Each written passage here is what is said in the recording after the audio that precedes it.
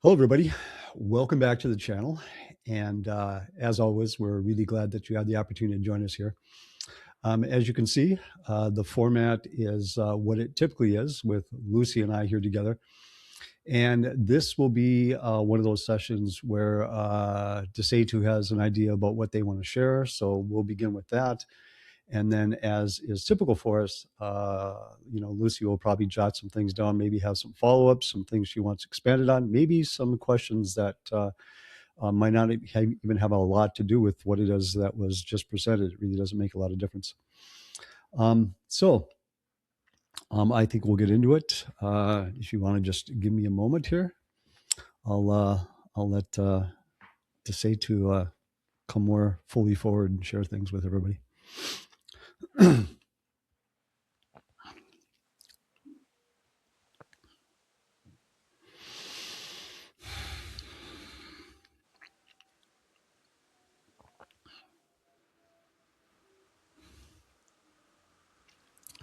So, as we typically do, we would take the opportunity to greet all of you today, and as well to express our appreciation of your participation here with us today, because, of course, in our participating with you, it also adds to our experience. So we appreciate that.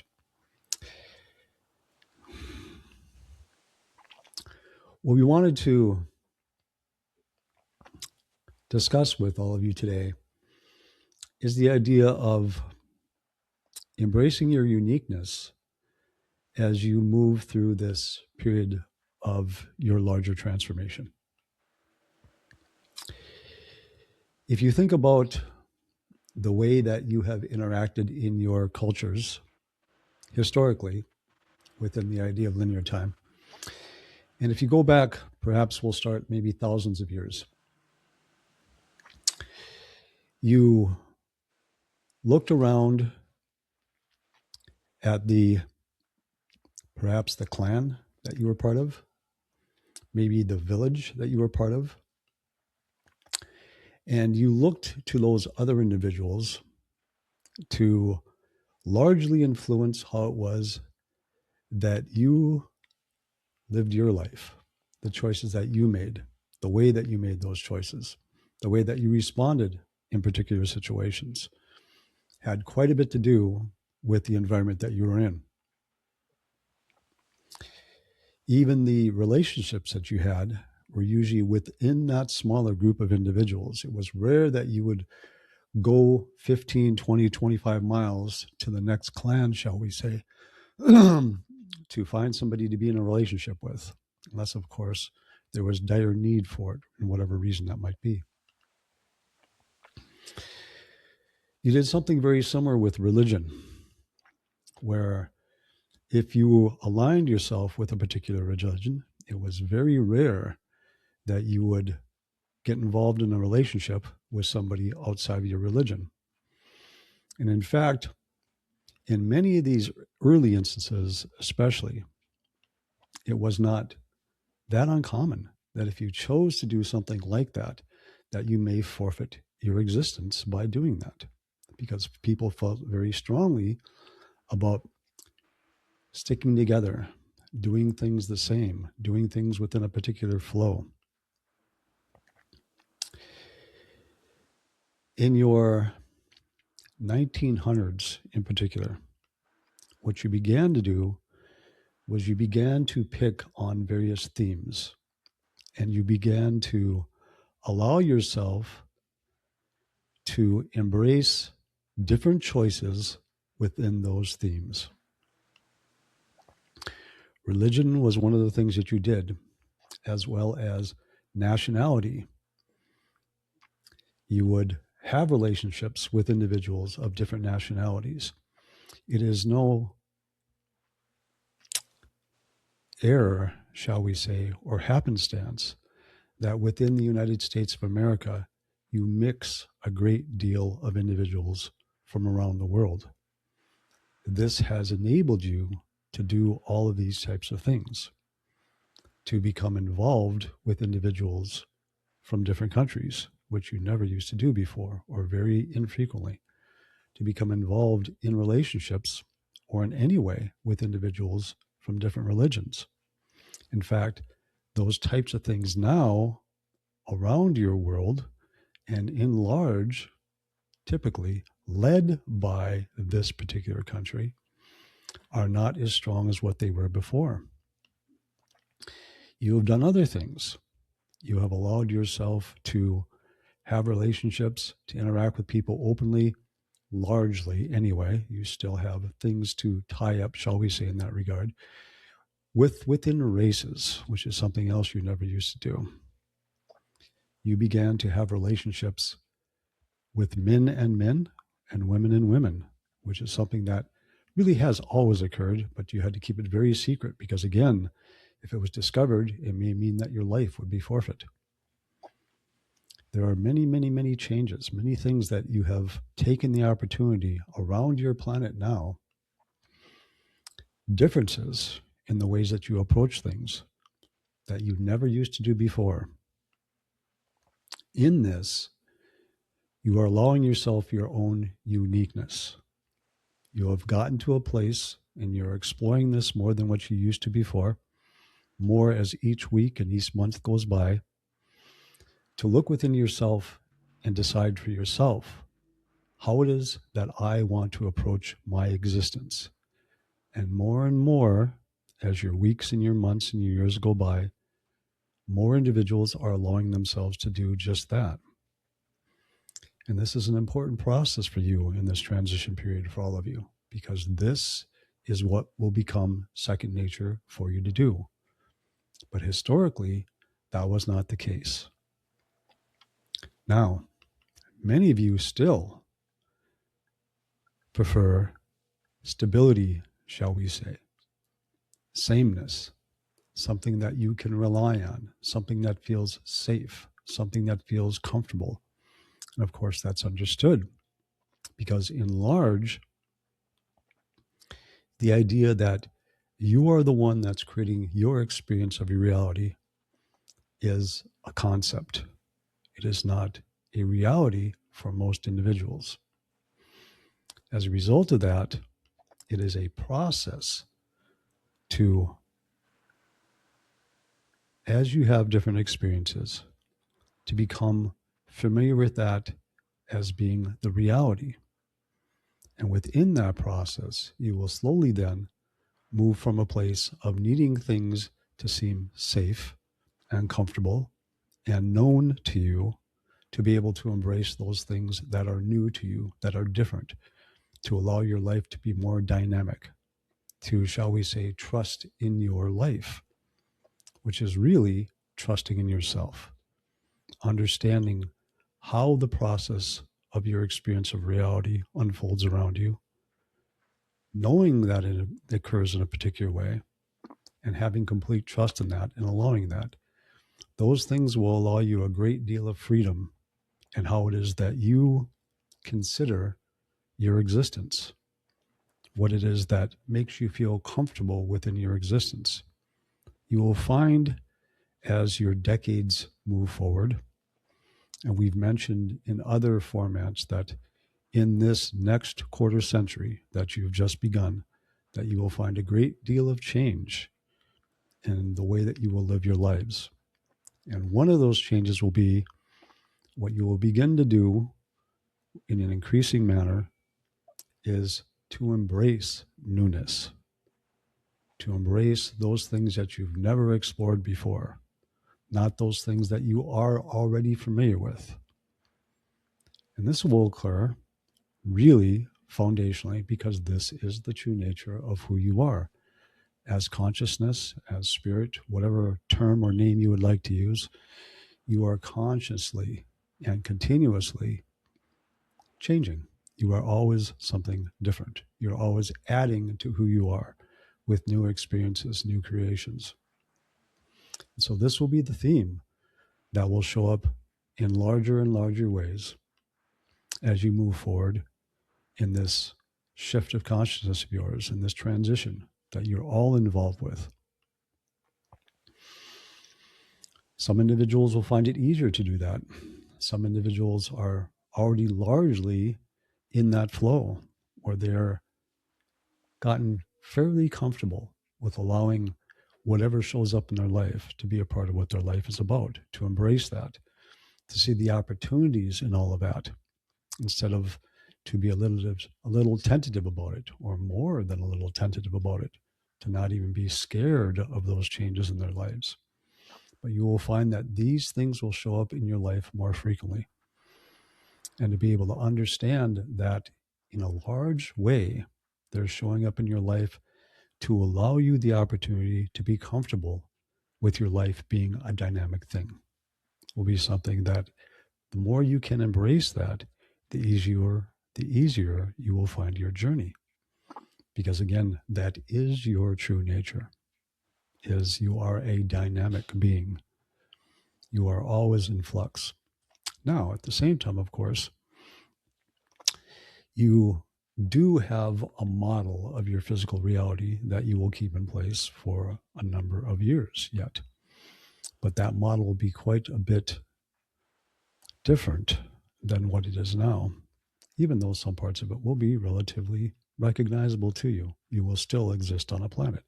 You will still have gravity. You will still have atmosphere. You will still have water. You will still have a fair number of the animals that you're familiar with.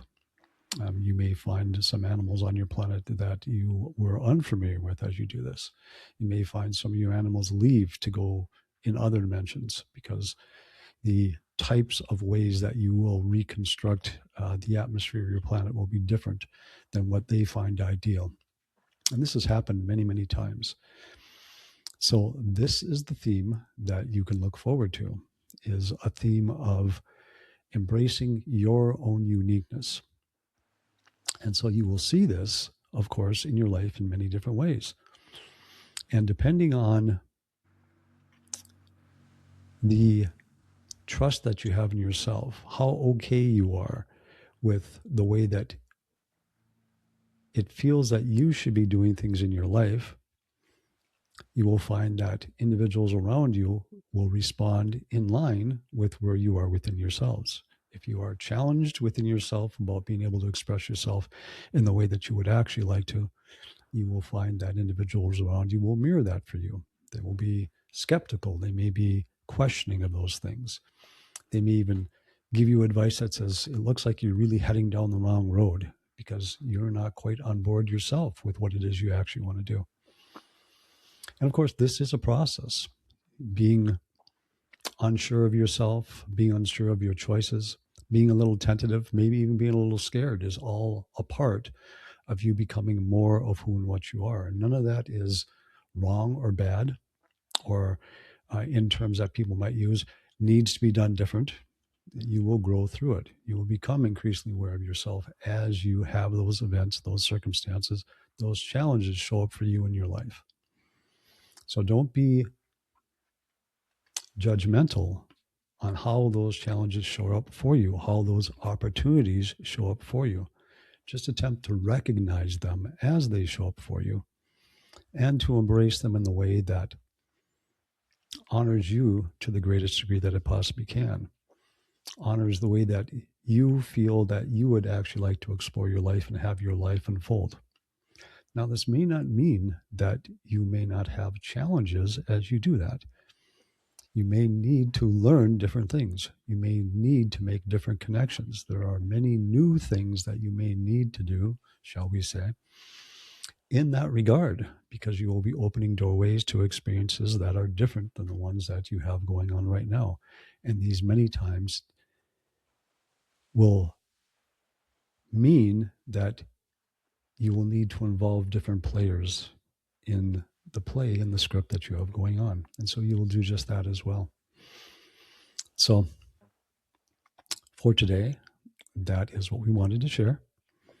And as we typically do, we will go to Lucy and see if there's questionings, expansions, or even some directions that are maybe even a little bit different that have popped in for them as we've been sharing what we just shared. Thank you to say too. Much of what we've discussed in the past has related to coming to a greater understanding of our oneness, all of us with one another, oneness with all that is. And today you're talking about embracing individuality, embracing uniqueness. Can you talk a little bit about how that's not coming from an egoic place? It's actually within the context of oneness with all. Yes. So, oneness, as it applies to consciousness, which is what you are, does not mean sameness. What it means is, and we could perhaps use your oceans as an example. If you look at the oceans as they surround the entirety of your planet, they are all water. But if you look at your Atlantic Ocean, the northern part of it, the southern part of it, perhaps your Pacific Ocean, maybe what you call your Indian Ocean, you could even go to places that you would call maybe your Gulf of Mexico, which is really part of that same flow. If you look at all those different places, they have different qualities to them. They may be warmer, they may be cooler, they may contain different types of life forms within them. They may have different levels of salt within them. There are all sorts of differences within that, yet they are all a large body of water. And so this is when individuals speak of oneness, what they may or may not be aware that they are expressing is the expression that you are a movement of energy and consciousness, and that everything is that. And at the same time, what you do in that state is you are continually exploring yourself in all the ways that you possibly can. So that means uniqueness, a uniqueness that is tied together to everything else that is going on, but a uniqueness nonetheless. And a uniqueness that in the instant that it happens is immediately made apparent by all the rest of consciousness. Now, you spoke of ego. Ego has been a large and important part of your experience here, and in different configurations is also an important part of many, many, many other dimensions. Because what the ego really is in a sense a lens, filters, shall we say, that allow you to have the experience that you're having here. When you look at something, doesn't matter what it is the you of you that is viewing that something. But that you of you is viewing that something through the filter of what you've termed your ego. In other words, you've built these senses, you have these ideas, you have these beliefs, you have all these things that layer that experience. It's kind of like if you're looking at something and then you put a pair of sunglasses on, you now see it through the sunglasses. You pull the sunglasses off, you see it differently. It's the same thing. The ego is like the sunglasses. It filters the experience, configures the experience so that the experience is had by you in a particular way. So in your dimension, the ego is an integral part of your experience here. You would not have this experience without those filters with which you have the experience through. This is what your ego is. It's that. It's the lens through which you have your experience. And so in that regard, you will find that your ego is quite flexible and malleable also, because as we've expressed this theme in the last minutes that we've been talking, part of what we've expressed is how you have seen and explored your experiences of life differently as your centuries and your decades have come by, as they've moved past you in terms of linear time, which means that you're utilizing your egos differently than what you used to utilize your egos, because you utilize those egos to construct your experience. And as you move into a different experience, you change the way that you use your egos so that you can have a different experience. Now, at the same time, the uniqueness of yourself is always there. And you use that expression of yourself that you call the ego, again, in many, many, many dimensions, some form of it anyway. Not exactly the same way that you do it here, because you construct senses and things different in this dimension than you do in others. So has that answered the question that you had? It has. Thank you. Okay.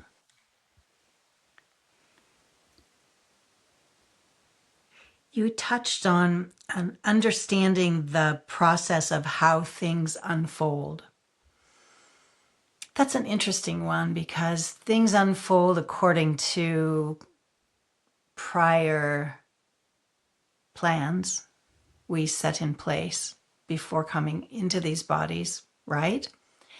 And they also unfold as we experience those plans and try to slow them down or speed them up or embrace them or resist them. So when you're speaking of understanding the process of how things unfold, are you looking at it from both perspectives or referring to it as both the soul path and choices and the human response thereto? What we largely refer to with that statement is a group of means by which you configure your energy to have this experience that we have in past termed, and some others have, the mechanisms of consciousness. In other words, there are the ideas of the beliefs that all of you carry. And these beliefs are, you might say, a component of your ego. And that what they do is they will bring an experience to you in a way that's in line with the beliefs that you're utilizing in any particular moment. These are part of your mechanisms of consciousness. These are, again, we'll probably call them filters that you have built into your experience here that are always there in your experience. Your five senses are part of that. Your feeling states are a part of that. Your emotions are a part of that. Your impressions are a part of that. Your intuition is a part of that. Your daydreaming, your dream states. There are many things that are a part of how you pull your experience here together and have it. There's a process that's called perception, which is kind of a circular experience where what you do is you utilize all of these things that we've talked about. You utilize your beliefs, you utilize your senses, you utilize many things to decide on what your experience is in that moment. And then the inner you is, of course, aware of that in the moment and then feeds you information in line with how it is that you see your reality. But what it also does is it also gives you additional information too.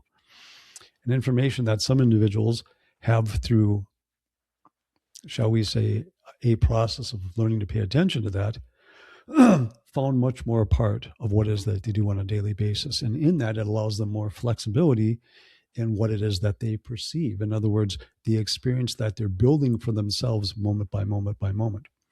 Now, yes, of course, there are themes that you have in place when you move into a life. But as soon as you begin the experience, you also allow yourself a great deal of flexibility. And these themes are not narrow things that you have to do in just a particular way. There's many, many, many ways that you can, shall we say, meet the desires that you had when you showed up within this particular experience. Gender is one of these. Earlier on, centuries ago, it was very cut and dried, shall we say. You had males and you had females. And when we speak of this, mainly we're talking about in this context a body form and a function as far as reproduction is concerned. This is the way that we would say male or female. And largely that did not change with those individuals. At least what you viewed physically did not change. What they were feeling inside may have altered as they were becoming older in their ages, perhaps an individual born into a male body, even in your 17, 16, 13, 1200s, whatever it might happen to be, may have found themselves very much approaching life as a woman, but they probably couldn't do that very openly. And the other way around, of course, with individuals born into what we consider to be female bodies. But you utilize that part of your perception, the body form, because you are more likely to have certain experiences in that form. You do the same thing with the parts of the planet that you were born into, because you're more likely to have particular circumstances when you're born into a particular type of a planet. You're born into families on purpose for those reasons, because you know the way that the families, the individuals in those families, approach their reality and are more apt to approach their reality, even though there can be fluctuations there. Because, of course, those fluctuations are fun little additions to your exploration that you then get to do things with.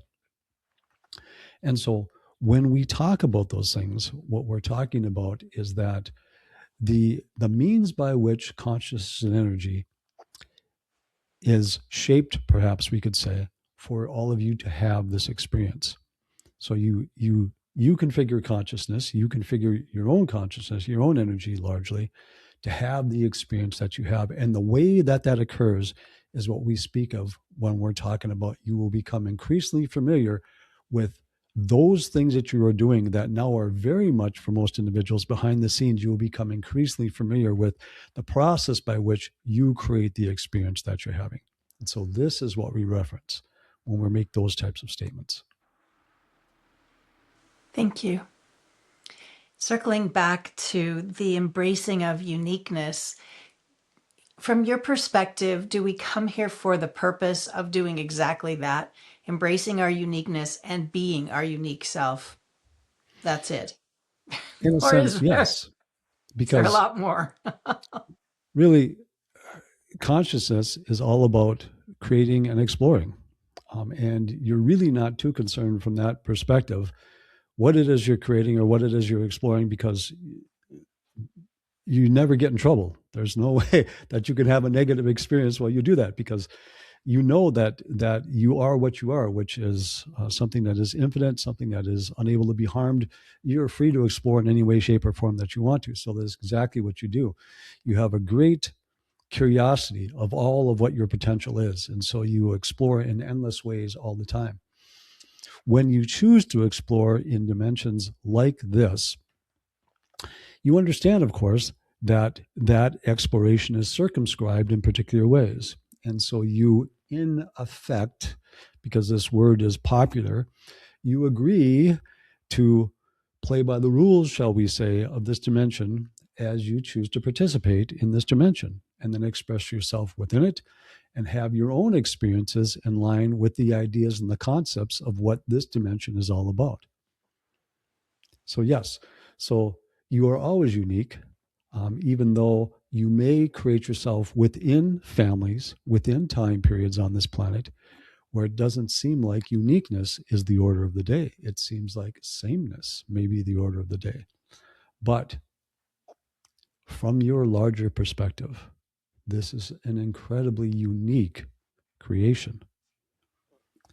Any creation that seems to separate you from you is something that is quite an interesting exploration for you, because it is not what you know in your, shall we say, day-to-day life. It is quite different. So you have a great deal of exhilaration even in exploring experiences where you do those types of things with yourself, because they give you, in human terms, that ooh-ah effect as you have your experience. Thank you. Here's a random question. Recently, I became aware of I guess I would say the fairy, the little people of Japan. I believe the name is Korokopuro. And the legends relating to how one might interact with these beings. And it involved getting small. And I'm very curious what your perspective is on the value of humans going into space, an internal space that is very small, because it seems counterintuitive to the cosmic, expansive, vast being that we are. But do you see value in this? And when you say a small space, if you would define that a little bit more, are you talking about an actual physical size, or what is it that you speak of? No, it's not physical. It's going into an inner space and allowing it to almost collapse in on itself and becoming small, and within that small space internally, dropping the bigness of life or the bigness of problems or body or anything, just getting small in. Uh, it's a felt experience. I'm struggling to find the words. We understand. Thank you. So there's a number of ways that we could approach this. One is, of course, that this is yet another method of moving, shall we say, beyond some of the ideas that over the course of time, the individuals who populate your planet as human beings have applied to understanding yourself in greater ways. In other words, what they've done, they said that there are certain aspects of the individual that are,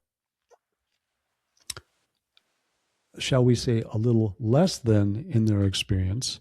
And to have this more pure experience, you want to move away from those things in some way, shape, or form. And so this is a method to do that, to divest yourself of those things. So it's just another method in that regard of doing that. In another way, it's quite a valid experience because, again, consciousness is about experiencing all the things that it can. So within this experience, within this dimension, if you come up with an idea, if you conceptualize something and then you bring that about, it's always something that, of course, is embraced by that deeper part of yourself. It doesn't even make any difference if the reason why you're doing it or what you believe you're going to get out of it is not really what's happening at all. I'm not saying that that might not be part of the case, that those incentives might not be met in some way, shape, or form, but it really doesn't make any difference. All experience is valid from that broader point of yourself. And so when you come up with an ideas like this and you express those ideas, those deeper parts of yourselves will always be there to embrace with you those ideas because it's part of your exploration here. Thank you. I was corresponding recently with a woman who was asking about her healing of a chronic pain condition. It sounds like she's had for life, and it sometimes flares into acute conditions, acute episodes, and then goes back to this chronic pain. And I'm curious about your perspective about that, because we're creating our own reality, and at the same time, the person is not benefiting from self-judgment about the creation of chronic pain for life, what has been her life to date. And that's where it kind of seems to dovetail with what our soul intended for us. And if we really intended to come here and have a lifetime of chronic pain and learn how to go into a state of non-resistance with regard to that, and that was the point of it all, then that kind of allows us to pivot away from self-judgment. But I'm just really curious about your perspective on something of this nature, where it's pretty front and center in her life, and You it feels negative. indeed. So you could utilize it in that way to embrace it, to move beyond self-judgment, if that was an exploration that an individual was wanting to approach, shall we say. But really, those types of things most typically are about your greater self utilizing the body as a way of gaining your attention. Because if you look around you, even in this day and age, you will see individuals, and it really depends on the individuals you surround yourself with, but still you can find individuals maybe in the media or whatever it might happen to be that live lives that are not very fulfilling yet. They live lives that are very closed. They live lives that are very challenging to live, and they don't allow themselves the opportunity to make different choices to change those lives. Especially in this time period, more so than in past centuries, although this was in effect in those centuries also, that those deeper parts of yourselves will attempt to prompt you to make changes in different ways. Your emotions are part of what that is about. Your thought processes are part of what that's about. You may say to yourself, this just doesn't feel right, or I hate the way this feels. It may involve the way that you think about things, where it starts to affect you psychologically. Some individuals, however, are very stubborn and quite what they term tough, and they will weather through those things. They will not let those things sway them.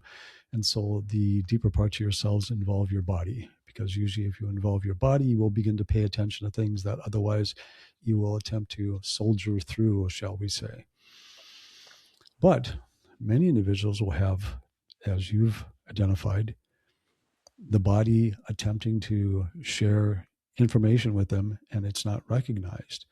And so it does become a chronic thing where there are things within the individual that many times are quite difficult to look at, um, quite difficult to move beyond, just because of the way they perceive those things, of how they see them, of how they interpret them, of what they believe they might mean to who they are.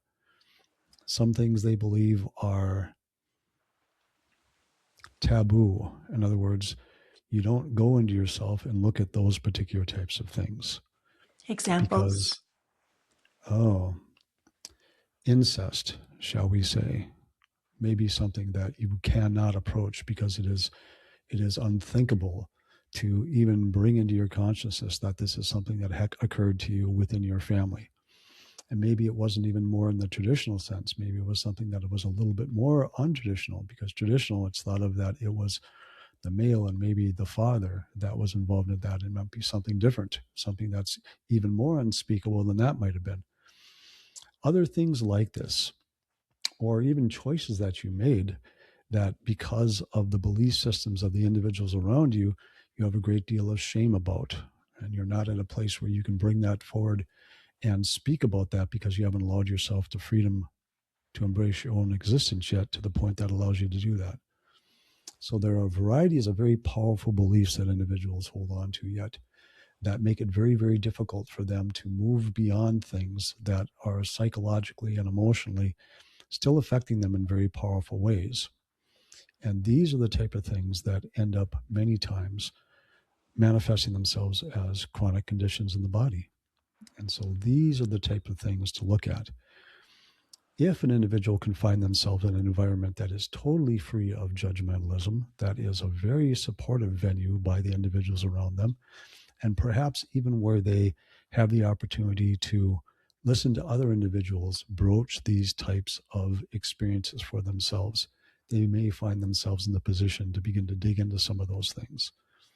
But they can be challenging things to be able to do for individuals. Many times individuals would rather suffer what's going on with their physical body than to delve into things that they are very, very, very reticent to pull forward.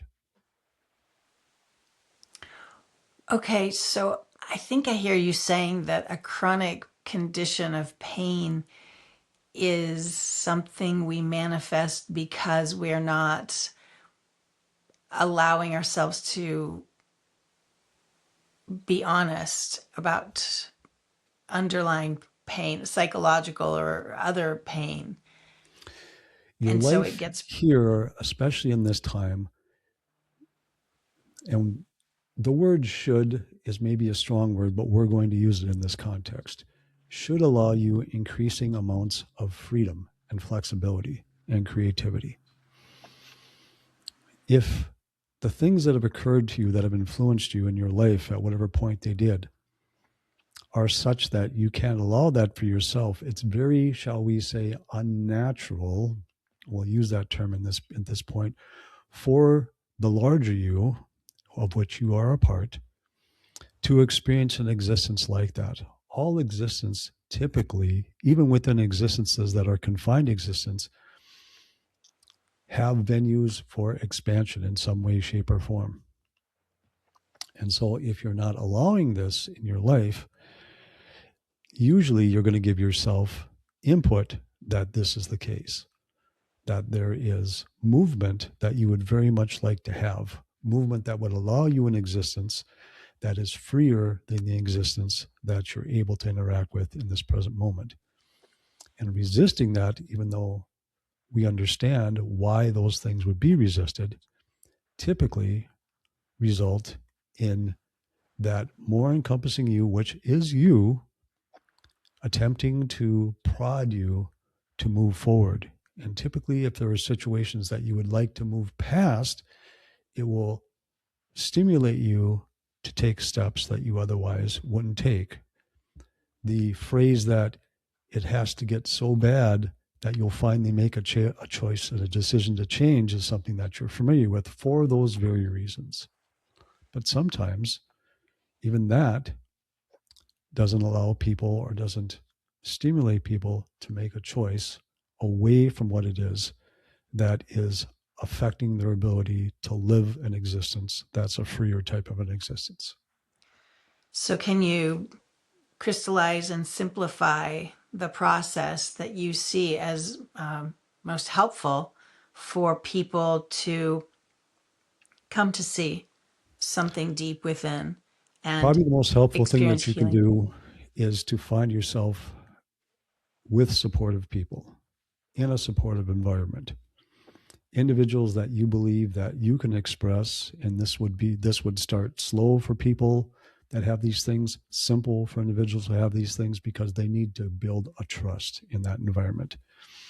So to find individuals in an environment where it feels totally safe and totally non-judgmental, because the individual many times is already judging themselves. They need to find that support, that there's no need for you to do that. And again, even having experiences and collaborations where other individuals are expressing things of perhaps like nature or not, but things that are uncomfortable for them to express. And then this individual sees that they're supported in that, totally supported in that. Those types of environments, those types of people give those individuals perhaps the best opportunities that they can possibly have to be able to bring those things up and to move beyond those things. But it can take a great deal of courage to be able to do that. Can you break down the concept of moving beyond those things once This will they be an have? individual thing. This is not a recipe kind of thing that we can talk about is going to apply to all individuals. Those types of things that we've just spoken about are the things that are important. The way that it unfolds for each individual will be the way that it unfolds for each individual. So, from a soul perspective, if a person is looking at something really horrific that happened to them, what do you find is the most helpful vantage point to perhaps ultimately be able to move into with the human mind? The vantage point of every experience is providing us an opportunity. Let's take the opportunity, whatever. Let's find it and take it. The most helpful vantage point from our perspective is that you always, in every moment, are in fact making a choice.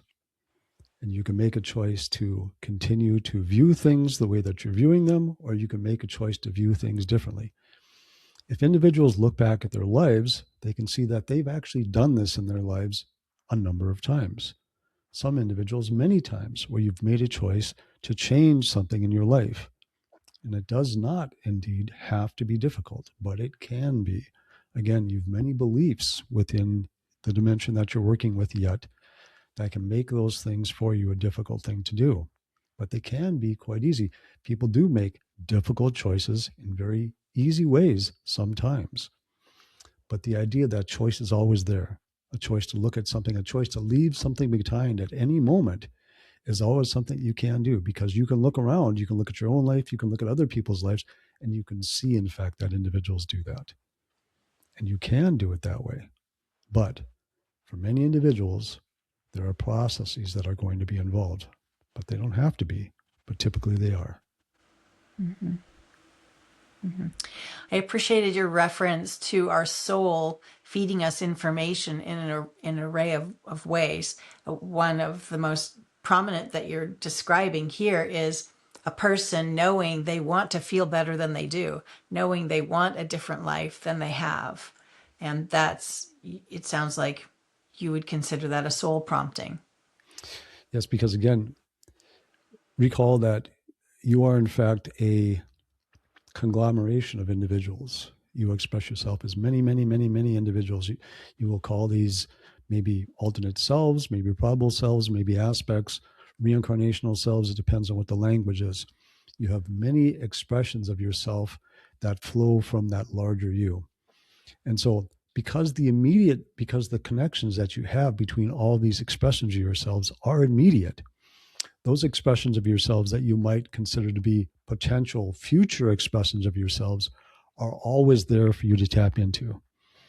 And so that large you makes it easy for that flow to be open between this you that struggles and some of these other yous who are living different lives to attempt to pull you forward into a different experience. But it's up to the individual to choose that. It's up to the individual to put their attention there and then to take choices and to take actions in that direction. And of course, if they don't, it's still a valid life. There's nothing wrong with that life. It's a much more challenging life, but it's still a valid existence. Mm-hmm. Thank you. Final question is about the soul being unhurtable. Unhurtable, is that what this? Unhurtable, yeah. Unhurtable, yes, okay. Unhurtable, correct.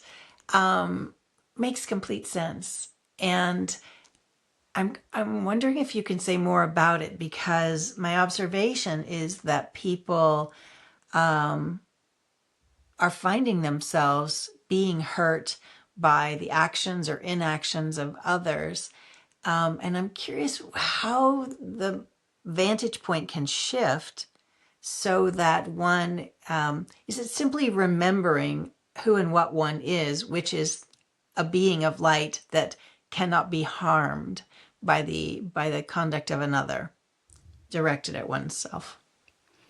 You could consider this if you wanted to, what you just said.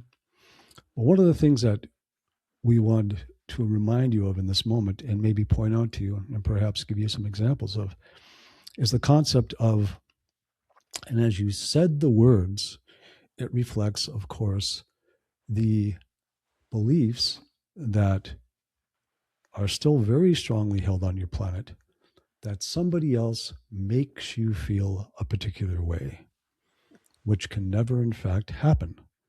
Because regardless of what goes on in your life, it's only you that gives the meanings to what it is that occurs in your life. Now, are the meanings that you give to things influenced by events and circumstances that you've, shall we say, witnessed around you? Of course they are. That's part of what you do for yourself in this dimension, is you allow yourself to be influenced by their things. It helps you to have the experiences that you have. But in your experience here, it's going to be the meaning that you give to what occurs that then seems to provide a particular experience for you, but you've given that the meaning. There are simple examples that aren't super dramatic, but simple examples that show you this. You can have a group of friends that go to a movie, and as they discuss the movie later on, you'll find that each of those individuals had a different experience with different scenes within the movie sometimes, because they give different meanings to the things that were happening in the film, right? You can find individuals that hear things that go on in their town or in their state or in their country, things that are happening within government, things that are happening within companies, things that are happening with ever, and they view that in a particular way where somebody else views it in a different way because they give it a different meaning. But it's the individual that gives it the meaning. And it's the meaning that then provides the type of responses that you feel in your life, the emotional states that you trigger. And those emotional states are very much part of the meaning that you give them, because your emotions are there to communicate to you what meaning, what beliefs you're using in the moment as you're having that experience. They're there to tell you about how it is that you're interacting with that moment. If you feel good in the moment, if you feel happy in the moment, if you feel fulfilled in the moment, what that's telling you emotionally is that you're trusting of yourself in that moment as you have your experience. If you find yourself angry, if you think about the times that you've been angry, typically what that feeling flows from is a sense of the inability to take an action in that moment, almost a sense of powerlessness in that moment. And what you also find that it occurs many times when you're angry is you can get so angry, shall we say, that you take an action. Where if you hadn't got that angry, you wouldn't take the action. Now, it may not be the most effective action to take, but you take an action because it's a state where what you're doing is you believe in that moment that you have no power. You don't have the ability to choose, and it makes you angry. Why? Because that can never be true of who and what you are. You always have the ability to choose. Let's take sadness as an example. Sadness is usually due to a sense of separation, which again, within consciousness really never happens. But within your experience here in this dimension, you can believe that there's separation that occurs, whether it's separation from the job, separation from money, separation from loved ones, whatever it might happen to be.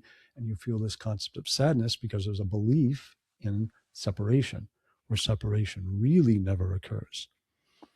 So emotions are a form of communication. They're associated with the meaning that you give to things as well.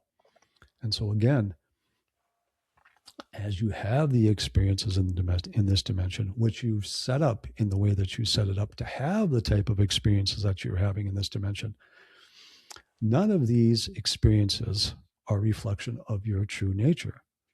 They're due to the way that you constructed this particular dimension to be experienced. Thank you. Do you have any final remarks? Our final remark today would be, again, moving back to the theme of what it was we began with, which is, in this movement, you are going to be embracing your own uniqueness. This whole of this movement is about, and it seems to be counterintuitive because there's a great connectiveness that happens behind the scenes, but moving away from doing things as a crowd and into doing things that feel right for you. Now, that may mean that it's closely aligned with somebody else, but you know that genuinely it's what you want to do. And so moving into your own uniqueness, moving into an embracing of the way that you want to live your life for the reasons that you want to live it. In that, you will be expressing yourself in alignment, if we'll use that term in this moment, with that larger you, to the closest degree that you can, shall we say, within this experience. So that would be the closing thing that we would say. Thank you. And as always, we appreciate your collaboration here and the participation of everybody who is viewing this at whatever time they are. And we wish you all well in your exploration of yourself and your environment.